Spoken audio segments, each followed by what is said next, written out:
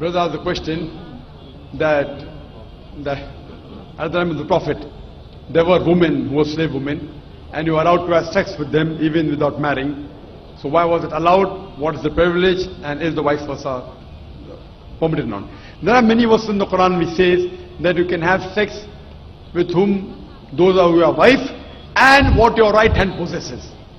Right hand possesses means they were the slaves, and at the time of the Prophet, the wars used to take place, and when wars used to take place, they were captives.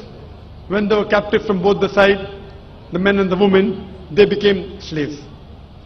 Though if you analyze, there are verses in the Quran, which also says in Surah Nisa chapter number 4, that if you do not have the means to get married, then marry a slave woman and give her freedom in mahar. So here the Quran says and encourages that if you don't have the means to get married, so marry a slave woman and give her her freedom as mahar.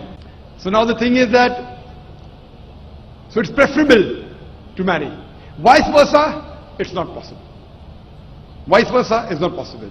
It is only for the female women slaves that the man can have sex. The Quran doesn't say the vice versa. And this again, if you analyze, that if you see, at that time promiscuity was very common.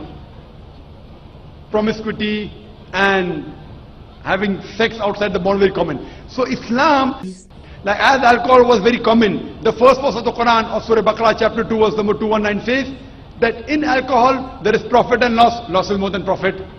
The next verse was revealed in Surah Nisa chapter 4 verse 43 that do not pray with your mind befogged. Means when you're praying, don't have intoxicants. Finally the ban came in Surah Ma'idah chapter 5 verse number 90 that alcohol is banned. So here, first Almighty God, Allah subhanahu wa ta'ala prohibits any other sex. Only two people allowed. Your wives and that which your right hand possesses. Now in this age, we don't have, any wars. It may take place. People say that the Quran talks about slavery, is it justified? I said yes, why not? You know why? Because today we know that internationally slavery has been banned. But do you know what's happening in Guantanamo Bay? Due to the laws of UN resolution, how they treat the prisoners of war. If you compare that with the Islamic law is far superior to what's happening in Guantanamo Bay. And after a few days, we have a speaker coming by the name of James E. He's a Chinese, and he was put in Guantanamo Bay. He will give you a story, so do attend that talk. So if you see what is done in Guantanamo Bay, and the way the prisoners of war are ill-treated, they're imprisoned. In the Islamic law, the slave is free to move around. Imagine, prisoner of war, but free to move around. Great. Major thing, you're giving them a place to walk. They can go to the market, they cannot run away. But if they run, what are you going to do? You have to catch up with them. But imagine a prisoner of war is not chained. In the normal prisoner of war, you have prison camps with electric wires, they can't go out. All sorts of nonsense goes there, All sorts of sexual abuse goes there. Do you know that?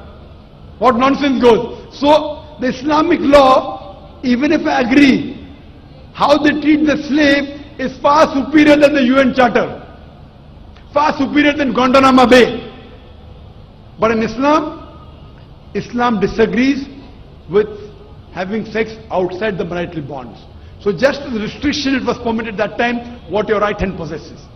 But preferable is, as it goes further, that give their freedom in mahar and have sex with them, that's preferable. Hope that answers the question. Thank you, sir.